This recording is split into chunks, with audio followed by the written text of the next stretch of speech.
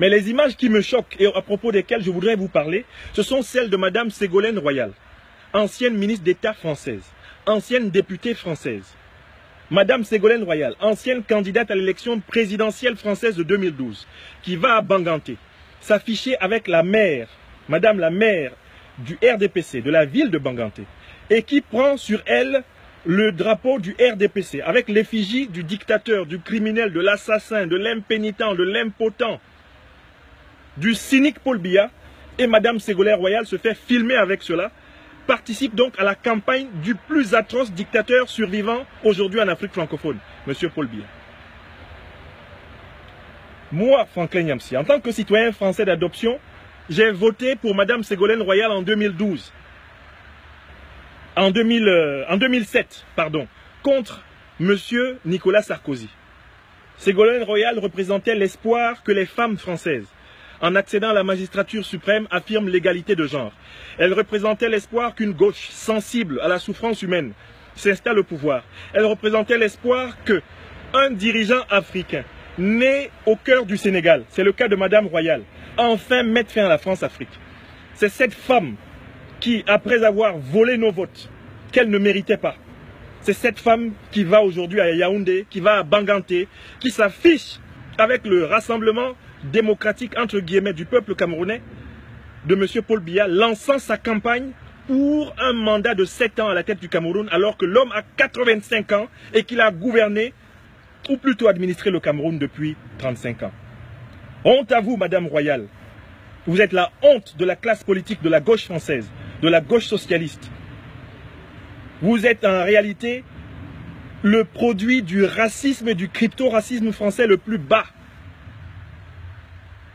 Madame Royal, vous êtes l'expression précisément de cette hypocrisie si largement partagée dans la classe politique française et qui lui fera perdre l'influence française en Afrique francophone. L'expérience rwandaise n'a sûrement pas appris à la droite et à la gauche française qu'elle est en train de perdre l'Afrique francophone. L'expérience congolaise n'est pas en train d'apprendre à la gauche et à la droite française qu'elle est en train de perdre ses relations privilégiées en Afrique francophone.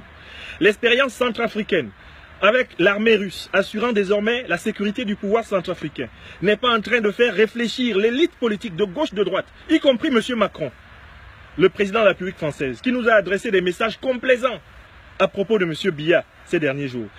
La classe politique française n'est pas en train de se rendre compte que l'écrasante majorité des jeunes Africains, 80% de la population africaine, en a marre du système france-africain, en a marre des gérontocrates, en a marre du patrimonialisme, en a marre de la gouvernance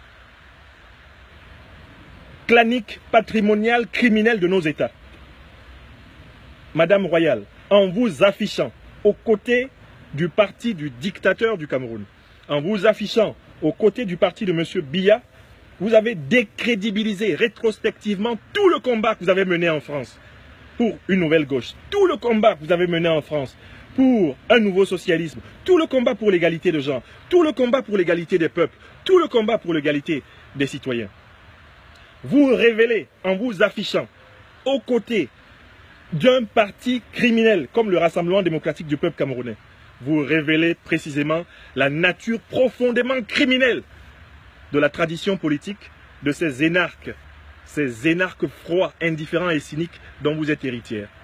Celui qui vous parle est professeur agrégé de philosophie, docteur de l'université française, en poste à l'Académie de Rouen. Je connais la région de Poitiers dans laquelle vous avez été élu pendant très longtemps. Et j'ai participé plusieurs fois à des campagnes pour vous accompagner dans les fonctions politiques que vous avez exercées.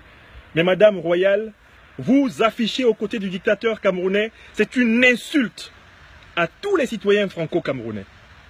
C'est une insulte à toute l'Afrique. C'est une insulte à l'espérance. Et j'espère que nous saurons vous le faire payer cher dans toutes les tentatives que vous ferez de revenir au-devant de la politique en France comme en Afrique. Monsieur Biya est un astre éteint. La lumière qui émane de son corps est la lumière d'un astre éteint. Monsieur Biya et son système politique s'écrouleront, soit en vertu des lois de la biologie, soit en vertu des lois de l'histoire, soit en vertu des lois de la géostratégie.